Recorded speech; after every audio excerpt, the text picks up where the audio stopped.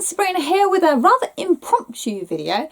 Last week, as most of the book community noticed, the Times released their 100 best of all time fantasy list, which has created conversations within the book community, I would say. I'm not going to link to that article because it's a clickbait title for the books that are on the list. I am going to link to, I think it's Darren's live stream that he did discussing the list and actually talking about it, and the general conclusion came back that actually this list is wrongly titled and it should be an evolution of fantasy books throughout time, which would have been slightly better. Most of us agreed there were omissions on this list. Most of us agreed that you either put all of the books of a series on the list or you collate them all as one together, therefore giving room to other authors. And most of us agreed there were books on this list that really shouldn't have been on this list. One of my biggest gripes was there were books on that list that actually I would count as sci-fi, not fantasy.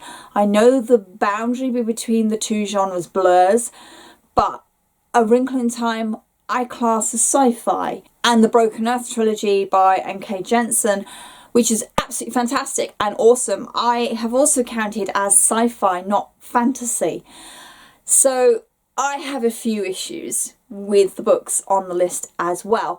But if you wanted a nice breakdown of how fantasy has evolved through time, it's a pretty good list for that. So anyway, going on that as a guidance, this video is my personal fantasy books through my lifetime that mean something to me. The original Times list was picked by considering each book's key factors on originality, ambition, artistry, critical and popular reception, and influence on the fantasy genre and literature more broadly.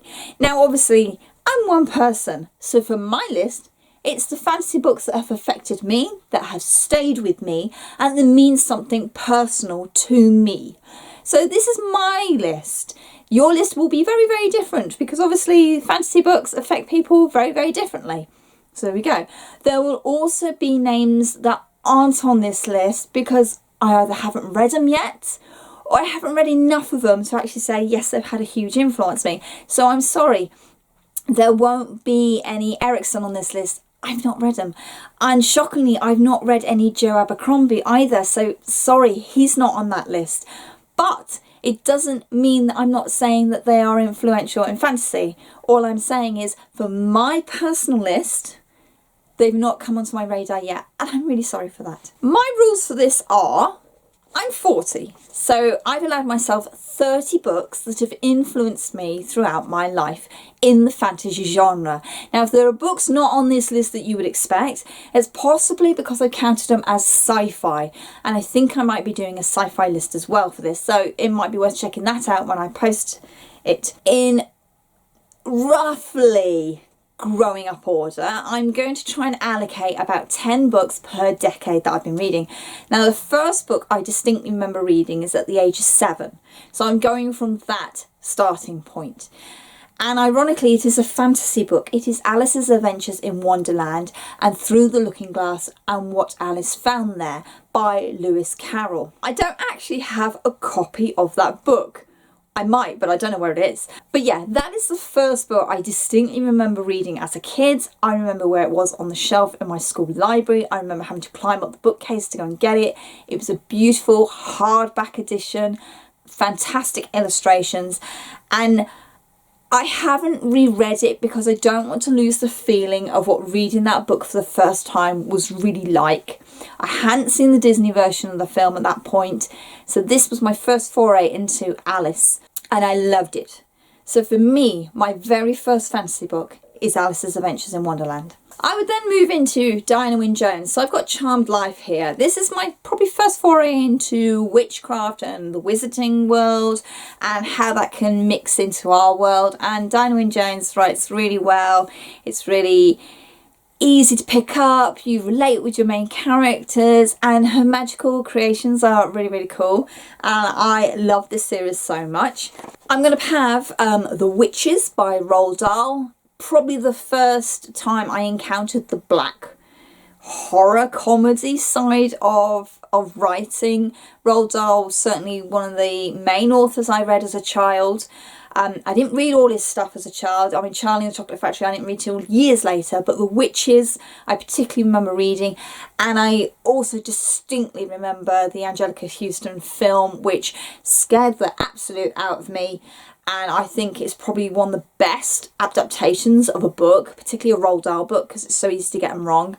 But it's the humour in it, it's the darkness in it, and it's not patronising to a child. I mean, reading that, you feel like, yeah, this actually could be the reality of a happy ending. So The Witches hugely. I've then discovered Redwall series by Brian Jacks. I'm going to account the entire series of these books.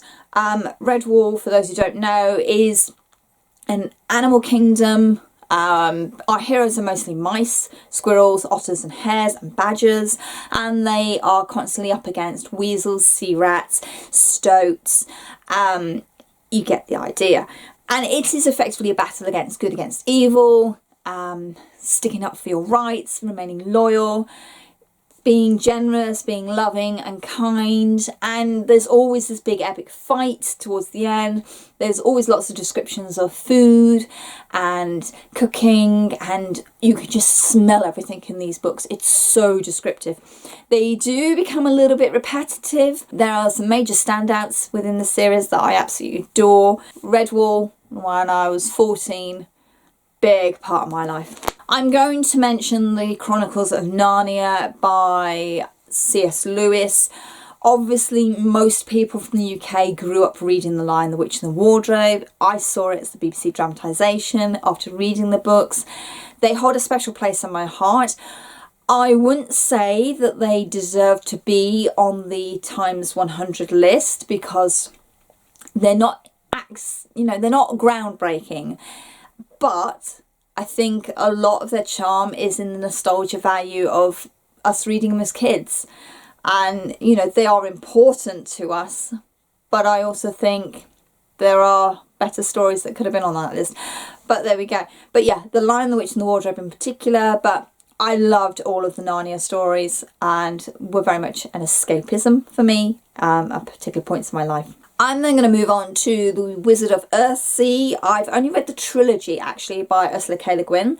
I loved the imaginative nature of this, the fact it was doing something different with fantasy, and these books are actually way ahead of their time. I find that with a lot of sci-fi that they're ahead of the times, but Ursula K. Le Guin's fantasy books are well ahead of their time. She is already doing something different, and I probably didn't realise that when I first read them as a kid. So rereading them as an adult, I was aware that she was being clever and she was doing something different and something important. So there we go. Okay, this one's going to be obvious, but Lord of the Rings by J.R.R. Tolkien.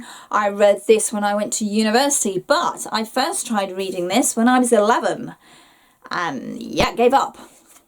And gave up again when I was 14 and gave up again when I was 16. It is one of those books that I desperately wanted to read because everybody said I should read it. And I couldn't get into it.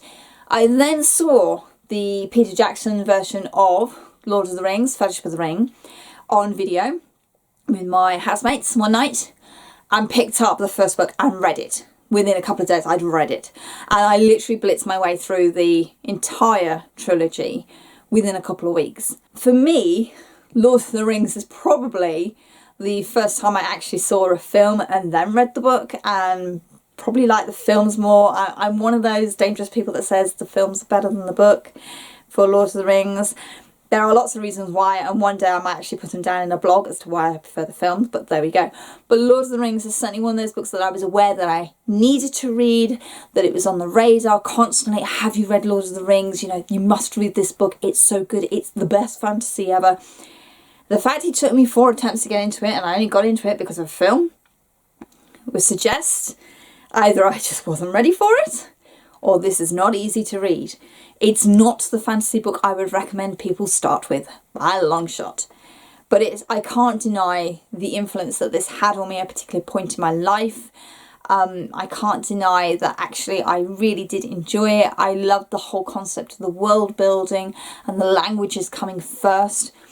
And yeah, Middle Earth was something I really, really loved at a particular point in my life.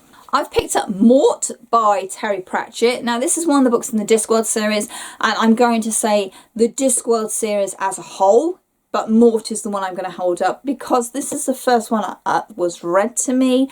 I was ill one day, I was off work and almost passed out on the sofa, feeling so rubbish.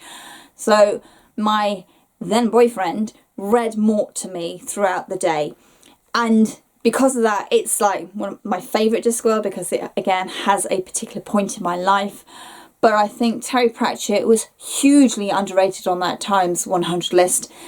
And so I'm rectifying that by putting the entire Discworld series on here, and his Tiffany A. King series, as well as the Carpet People, which we would count as fantasy. The Bromleyards, though, we're going to count as sci-fi, so that's for the other list. But yeah, can't go wrong with some Terry Pratchett. Right, the rest of the books are in no particular order, but when I read them, they meant a lot to me and they have stayed with me. So brace yourself, this next bit is going to be a complete and utter mess. So I'm going to start with Frostheart by Jamie Littler. This is quite a recent fantasy middle grade series, 8 to 12-year-olds, which I really loved for sort of blending magic and mystery and a completely different world and social issues as well, in a way that was really accessible for younger readers. I also adore the look of these books, but the story is fantastic. I love the characters. Obviously, I've only read the first 2 books in the trilogy. The third one is not out until next year, but I'm going to whack the entire trilogy on there. And as Gavin said, book 2 is actually even better than book 1. The Spellslinger series by Sebastian Castell. We started reading this as a couple and we love the wit and the humour and the characters in this, and it's so nice to actually have a sidekick that is technically not a really nice person, but you really like him. And I think we really like the charm of these books. They're also fantastic covers. Another middle grade or 8 to 12-year-old series is the Skullduggery Pleasant series by Derek Landy. Again, I'm putting the whole lot on here, even though it's technically not complete. Derek keeps churning out books, and we've only read about the first 7 now. But what I really like about these is, for such a younger age group, they pull no punches. They get gory fast. They're dealing with big ideas, big complex things are going on in here. And for crying out loud, your main character is a talking skeleton. How cool's that? I've completely forgotten to bring up my copy of Good Omens by Terry Pratchett and Neil Gaiman. Love that book very much. Also love the TV version on Amazon Prime. Again, I think it's a great way of adapting a beloved book by keeping all the charm, slightly updating it, truncating it a little bit, maybe missing out some things people love, but I thought it did a cracking job of highlighting Aziraphale and Crowley. The Wayward Children series by Shauna Maguire. This is Every Heart a Doorway. Nice little novella. I've read the first 2 in this series, but I'm going to whack them all on because I love Shauna's writing. I love the concept in here, the idea that a portal fantasy story doesn't finish when the children get home. The idea that actually a portal fantasy story could totally screw up the children that go there. And they're beautifully written. Something so short has so much in it and covers so much and has so much heart. I really recommend this series to everybody, and I want you to go out and go and buy them before they actually go out of print, because finding these is so hard. We Hunt the Flame by Hashfa Fazil. This book has been raved about in the book community. I picked it up. I actually had to order this. I think through Blackwell's I got this because I couldn't get it otherwise. And I love it. It is a refreshing fantasy story. It's an own voices author. And at the time I read this, I hadn't read that much own voices fantasy. It was actually not really on my radar, and I was aware that there was this stuff coming out that I really should have got a bit more into. So reading this was like, wow, this stuff is beautiful, and it was so lovely to read something that wasn't Western centric, that did something different. There's going to be a spate of these now. So The Candle and the Flame, this is by Nafsiva Azad. Again, another own voices fantasy. This is currently a standalone, but I would love more from this world.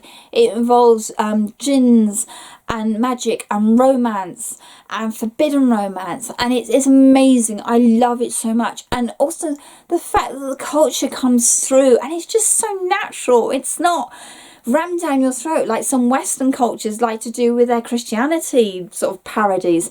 This is just beautiful, beautifully written. I highly recommend this book as well. Then there's the City of Brass trilogy, the Deverbed trilogy by S.A. Chibokatri. I love this series again so much. It's so rich, it's so vibrant. The characters are conflicted and flawed and broken, and one minute you're liking them and the next minute you're absolutely like, what are you doing? Again, I can't praise this enough. I mean, this gets so much praise across BookTube, but I did love it so much, and I'm trying to get my way through book 3, but I don't think my heart is emotionally ready for it. And then there's the Poppy War trilogy by R.F. Kuang. And you know, this is Chinese inspired. It is amazing and epic and brutal, and this got so much stick because people started reading and just thought it was like another magic training school story, and then when it changes halfway through when war breaks out, they're all like, oh no, I don't want this, I was quite happy with the magic training school. It's like, there's war coming, you know, there's war in the title. What did you think this book was going to do? It wasn't going to say Harry Potter, you know, through the entire book. It was going to go and do something different. I love it. This is fantastic, and more people need to read this. The historical elements that the author has brought into here. Yes, she's made it brutal. Yes, she's made it honestly terrifying in places, but at no point was the violence glorified. At no point was war glorified, which you find so often in fantasy books written by white male authors. You know, this is the harsh reality of war. This is what war does to people, particularly women. I love this series. Book 3 comes out next month. I'm not ready for this to end at all, but so much love for this book. So Cross Stitch by Diana Gabaldon. Most people know this as Outlander, but I've got the original Cross Stitch publication, which is lovely.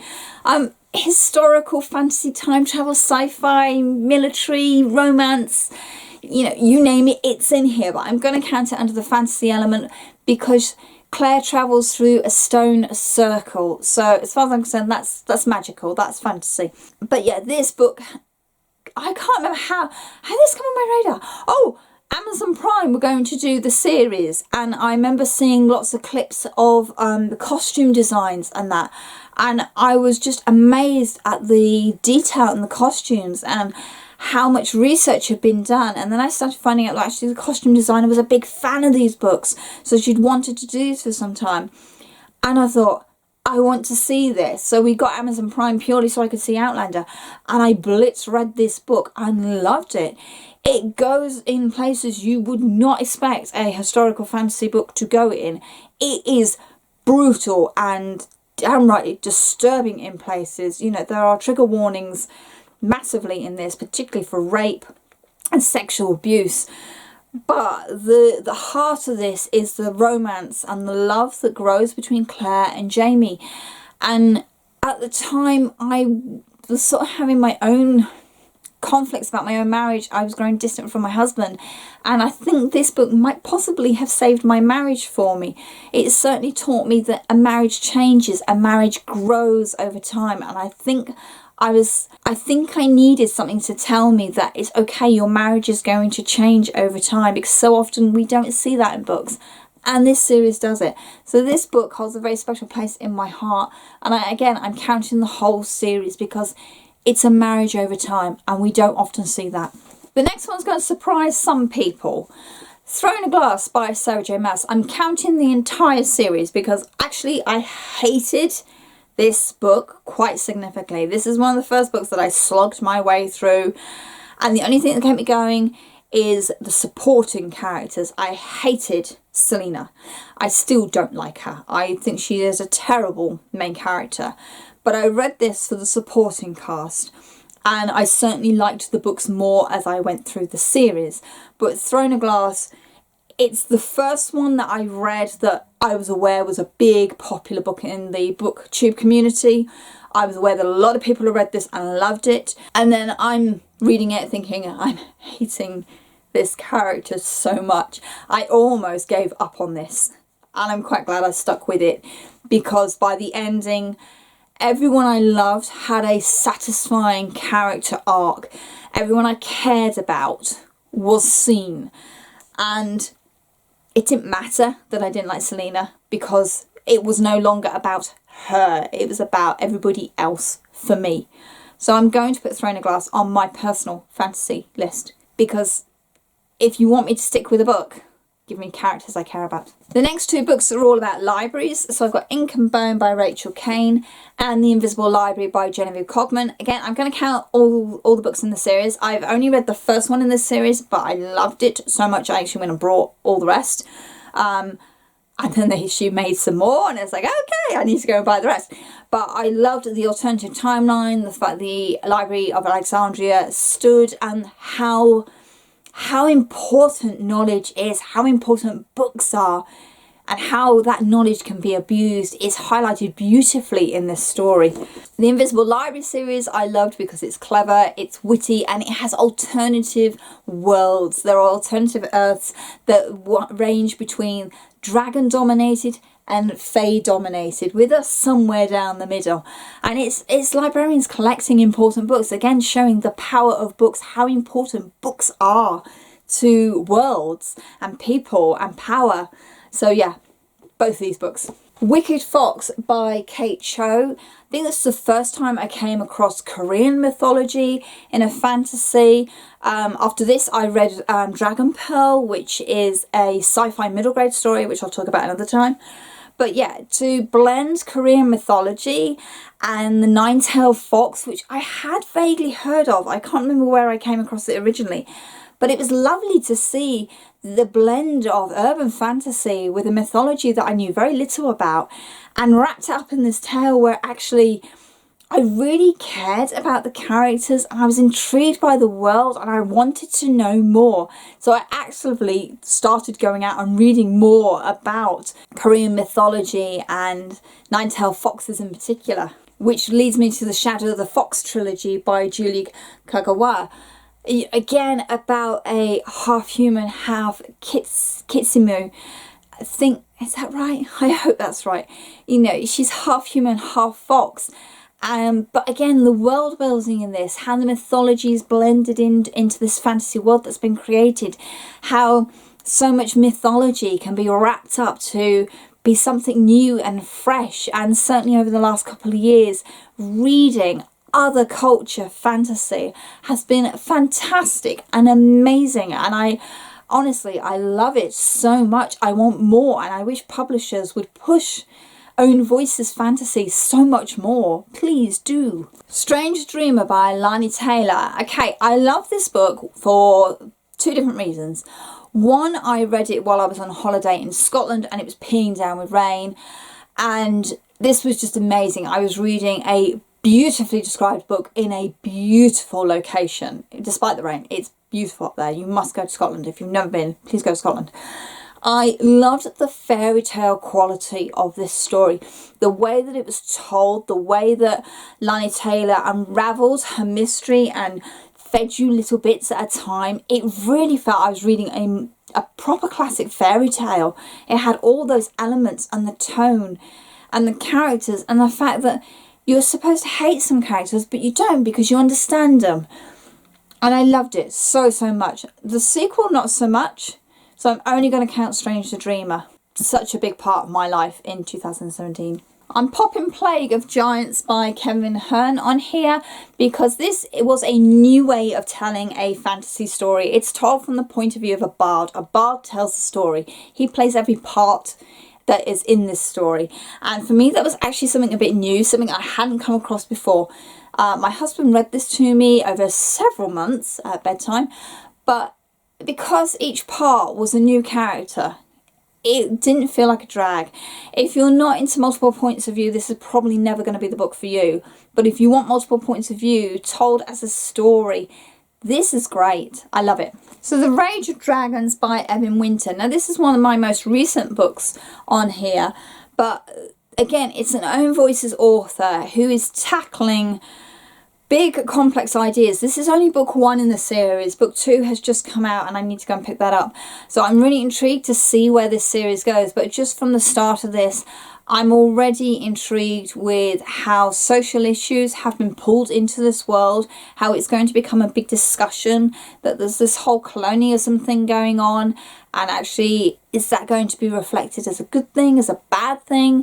As a black author, he obviously has a lot to say on colonialism, you know, and I'm wondering how he's going to do that in his next book in this series, or even the last book.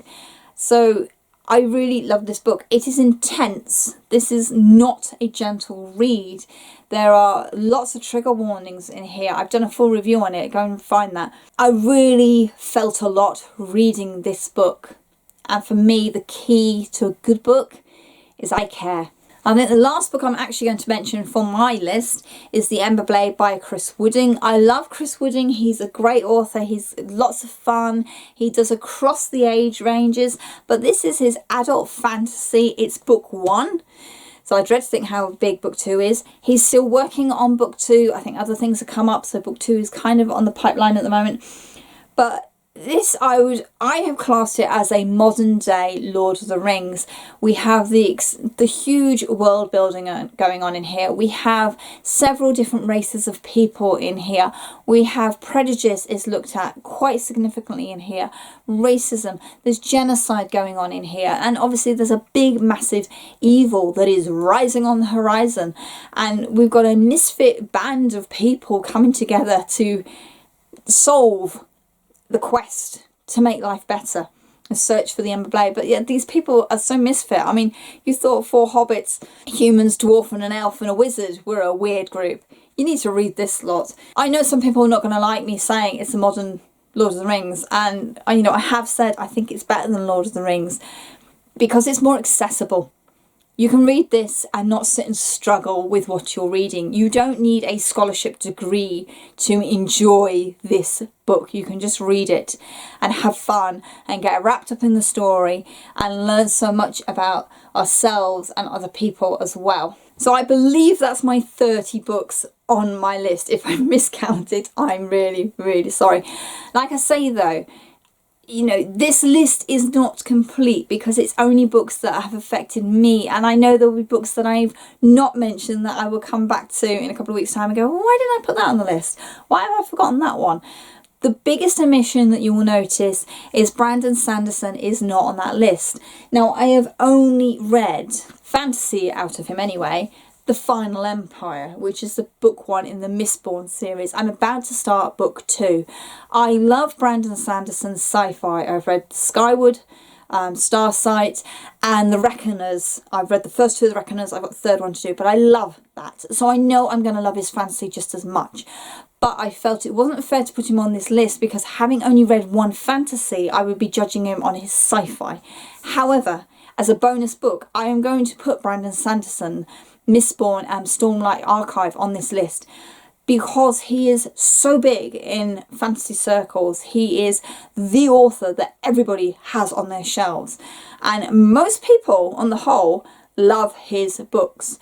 There are very few that I've come across who just don't like him, and that's fine.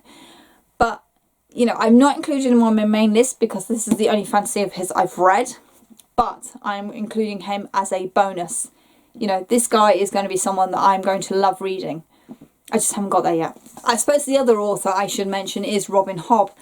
Again, I have only read Assassin's Apprentice by her. I'm really sorry, there's just so many books out there.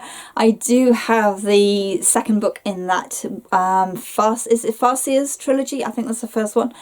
And I know she is massively influential in fantasy circles. I just haven't read any more of her. That's all I've read. And, you know, to say that she made a huge impact, well, I read it on the plane going to America when we went to Disney World. And unfortunately, I don't remember much of the book, which is terrible. But I know it was really good. And I really do want to carry on with the rest of the series. But it's not on my main list because I haven't read the rest of the series. I just haven't got around to it. So sorry, don't kill me. That is my personal fantasy, top 30 fantasies for my life. That's all it is. It's not saying that these books are the best. I'm not saying these books aren't the best. I'm not saying that these books should be on everybody's list. This is a personal list to me, and I think this is the thing we have to remember when we see these top 100, top 10 lists, you know, best lists ever. They are very much of a time, of a particular, you know, generation. They are of a particular moment. They want to say a certain thing. And I think to sit there and go, well, no, your list is rubbish, is kind of like, well, yeah, no one's list is going to agree with your list. And even my list right now will not be the same list this time next year. I can guarantee it. This list will change again. I might try and do this in 10 years' time if I'm still here doing this, and see, you know, what has changed on my books. What has my reading style changed in the fantasy world? The biggest thing I can take away from looking at my own books that I've read, my own particular ones that stand out, is I have certainly moved away from Western-centric fantasy. I am certainly reading more own voices. I'm looking at Eastern cultures and mythologies that aren't Western, influencing the fantasy story. And the biggest thing I've discovered is these stories are fantastic. That there is nothing wrong with reading own voices fantasy, because they have so many stories to tell and so many original stories to tell, and it's lovely and wonderful, and we shouldn't be afraid of it. We should be embracing this so much. And I think for the, you know, for the fantasy community, the biggest thing we can take away from this Times100 best of all time list is how diverse our fantasy world has actually got. We have more female authors than we had 50 years ago. We have more own voices than we did 10 years ago. And that can only be a positive thing. Am I rambling? I might be rambling a little bit. So that's the biggest thing I'm going to take away from looking at my list. How much it has changed and widened.